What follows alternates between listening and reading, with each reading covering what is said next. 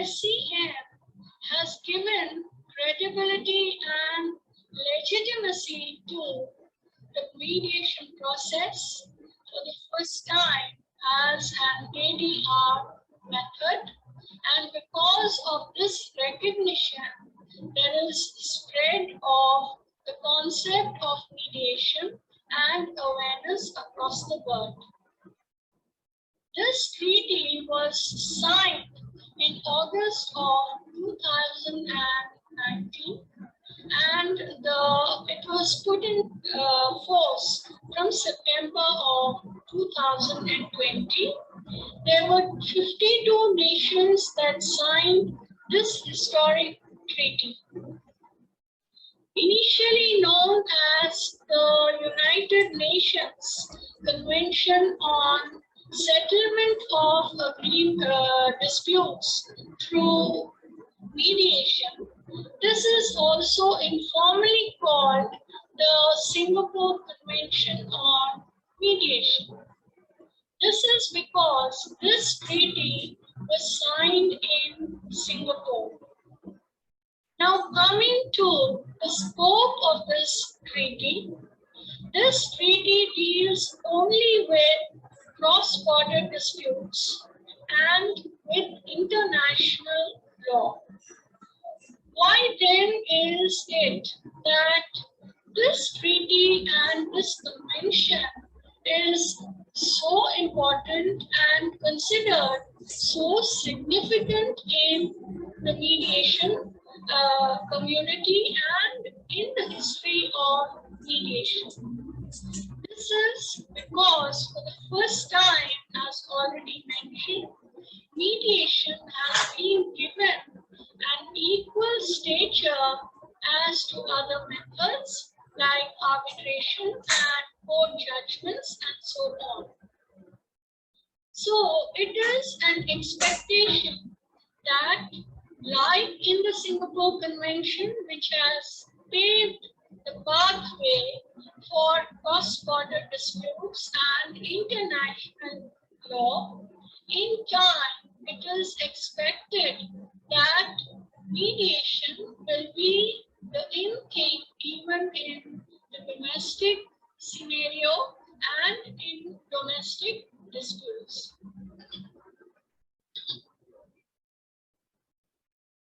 Now the format for today's talk will be what is it that set the background or the backdrop for this treaty. Secondly, we will be looking at the history preceding the SCM, which is how I will be speaking about the Singapore Convention on Mediation. And the third part will be on the scope and terms of the SCM. Last but not the least will be the distinguishing features of the SCM.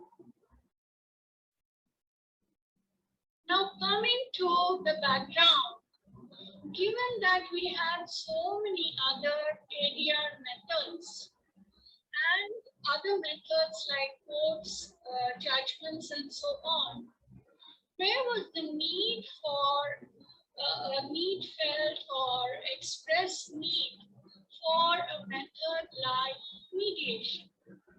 For this, there was a study conducted by the Singapore International Dispute Resolution Academy, wherein 304 respondents across the world were interviewed and surveyed. So in this study, the respondents were asked, why is it that they chose a particular ADR method? The respondents stated that they were looking for an expedited enforcement mechanism, and it is in this that the SCM stands out, in that unlike the other methods like arbitration and such others, SCM ensures enforced settlement agreement and expedited enforcement of the settlement agreements. The settlement agreements are enforceable, something that is not provided for in the arbitral context. Now coming to the cross-border disputes, the parties stated that they expected greater compliance in the case of disputes that were settled through mediation, and they were also willing to take a risk in case of non-compliance of the settlements. They were also willing to take the risk in case of not reaching a settlement through mediation. That is, there were three issues here. Firstly, they were willing to take risk in case of non-compliance of the settled disputes. They were willing to take risk in case of non-settlement of the disputes, and they expected compliance of the settlement by mediation. A study that was conducted in the year 2014, the Convention on Shaping of Dispute Resolution for the Future. Now, in this convention, there were 150 delegates from 25 countries across the world. They were business entities who were accompanied by business counsel. That is, they knew the company business. Now, on being asked, the business community delegates wanted the arbitrators to advise them on another method for resolving their disputes, which would assure them of quality of outcomes. They were looking for quality in the outcomes and building of relationships, which was very important for them as a business community. Now, 2/3 of the delegates also stated that they would like to have a cooling off period before a full-fledged arbitration, and they also wanted greater amount of autonomy vested in the parties to take the resolution process forward.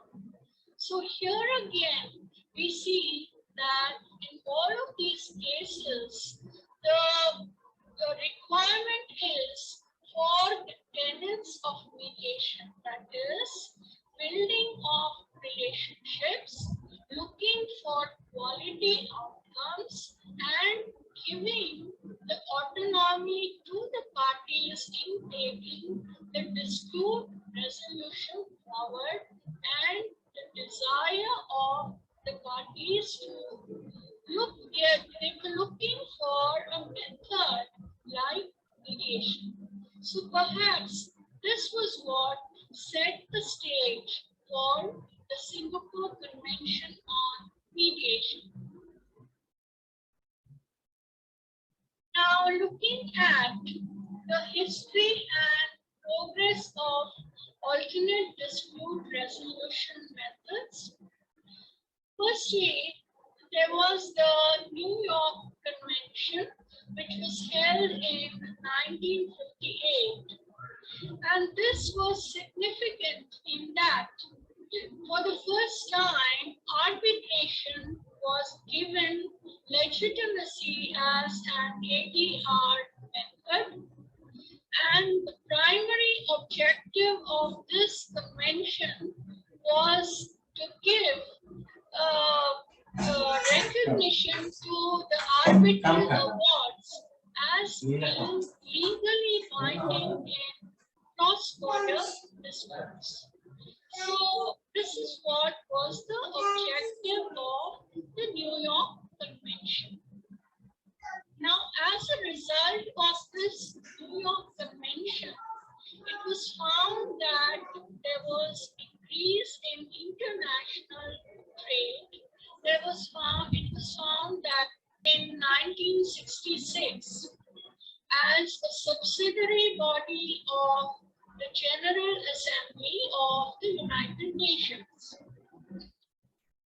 Here again, the focus was on harmonization and unification. Now, what does harmonization mean? Harmonization is an effort to ensure that different legal systems generate similar transactions across different legal jurisdictions. That is, the impact is similar across different legal systems and jurisdictions. Now, in the case of unification, you go one step further. In the case of unification, the existing laws of a state are repealed and new laws are put in place in order to bring about a unified version across nations. This is the concept of unification. So with the Ankitral and the unification and harmonization process, there was still further increase in the international trade. There was improvement in communication between the peoples. There was more communication across peoples and nations. And last but there was more peace as a result of all that. Last but not least, it gave a voice to the people and nations from the developing developing nations. And for the first time, the Ankitral, it put in place conventions, it framed rules and laws in order to assist the people from developing nations to as equalizers. These laws and rules served as equalizers, giving opportunities to people in the developing countries. So this is what the Ankitral did. Now after this came the Singapore Convention, the International Mediated Settlement Agreement. Here. International Mediated Settlement Agreement, IMSA, which is an extremely powerful statute and legal instrument which was put in place, which is a legal instrument that is given equal power as to an arbitral award, to a court judgment. Therefore, for the first time in the field of mediation, we had an instrument, the IMSA, with equal stature, equal legitimacy and stature as other methods of dispute resolution. So this set the stage for the SCM, and putting in place of this IMSA was done by 90 experts across the world for 3 years. So this IMSA was put in place in December of 2018, and subsequently the Singapore Convention on Mediation was put in place in August of 2019. We will go through the enforcing power of international mediated settlement agreement in detail to understand how important it is in the field of mediation. Now coming to the scope and terms of the SCM, it applies only to international law and to cross-border disputes. It doesn't apply to family disputes, domestic disputes, employment, or consumer inheritance, and so on, as already stated. The settlement agreements, as were in the purview of the SCM, should not have been recorded or enforceable as arbitral awards or as court judgments. They should have been, the settlement agreements should have been approved by a court or concluded during proceedings before a court. So this is the scope and terms of the SCM. I will go through the distinguishing features of the SCM first, and maybe later I will go through what is meant by the term international. Now coming to the distinguishing features of the SCM. The first is that the dispute resolution process has to be through mediation to qualify under the SCM. Secondly, there should be evidence that the SCM, the agreement that came to be, is a result of mediation. First is there should be, the process should be through mediation. The second is there should be an evidence. Now, the SCM also provides for the settlement agreements to be in writing and online. So the concept or the clause of online has great significance in that in writing includes electronic communication, which can be emails, SMS,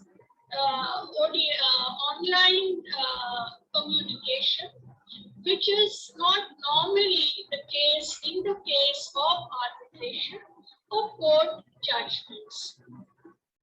Now, any form of electronic recording which is retrievable at a future point in time or when we require this information comes under the in writing clause.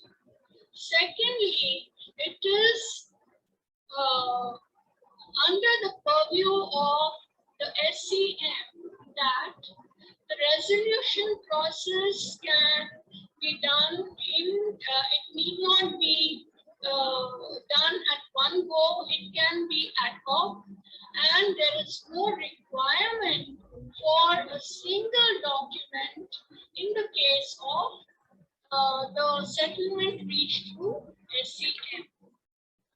Thirdly, the mediation can be institutionalized through remote platforms having their own set of rules and with a panel of mediators. Now, all of these are issues or concerns which have been taken care of with the onset of COVID. These are the facilities that we are using in the COVID, during the COVID phase from March 2020, and with the provisions of the SCM covering the in writing, the communication through electronic information, communication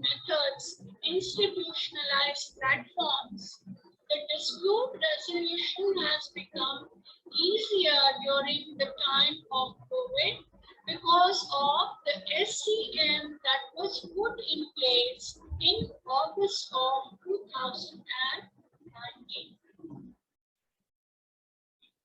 Now, coming to the IMSA or International Mediated Settlement Agreement, it is an extremely powerful statute in that it is enforceable, it is predictable. How is it that this enforcement process can be done? For this, the signatory countries can change the laws on recognition and enforcement of the DR outcomes. They can expand the nature and number of legal instruments that can be used under private international law, and the signatories and other agencies can also modify their laws in private and court procedures for the purpose.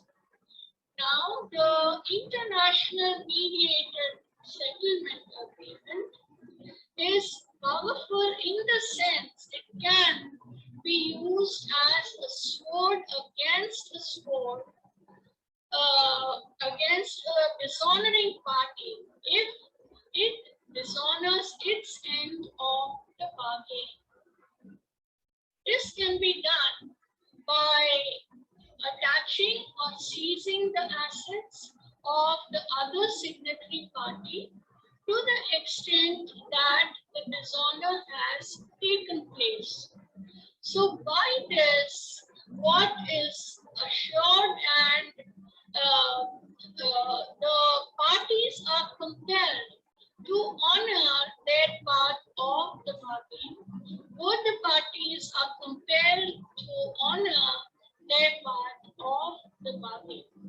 So with this cutting-edge power of the International Mediated Settlement Agreement, this is something that is not prevalent in arbitration, court judgment, or any other method. This is why mediation gets an edge over any other method, that ADR method, and that is why it is so significant.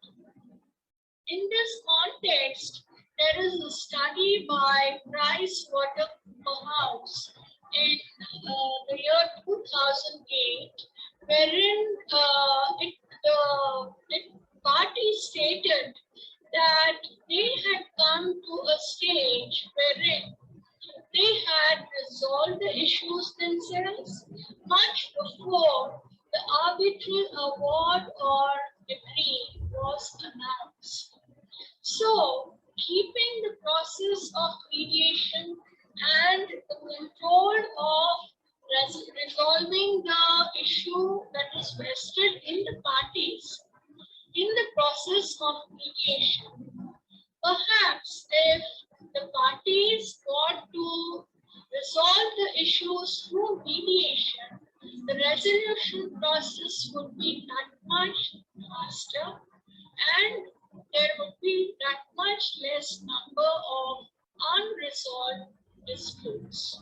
So this is again an implication of how important the international mediated settlement agreement can be, and how much of scope the mediation process gives for resolving of disputes to the parties. Now coming to the issue of flexibility. Now, mediation under the SCM also, it provides for flexibility in that issues that have not triggered or started the dispute process can be discussed. The issues, the conflicts, the perspectives, the solutions, all of them can be expanded under the SCM, because because of the provision for flexibility.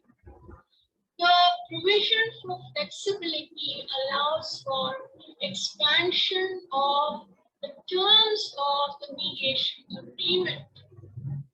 It allows for expanding the pie, something that is not provided for in other methods like arbitration or court judgments, which only allow for issues that have triggered or started the resolution dispute process to come to the fore. Now, there is no restriction on the pathways to entry into the mediation process. It could be through mediation clauses, it could be through court information sessions, and voluntary and mandatory referrals by courts. The voluntary referrals could be one-sided.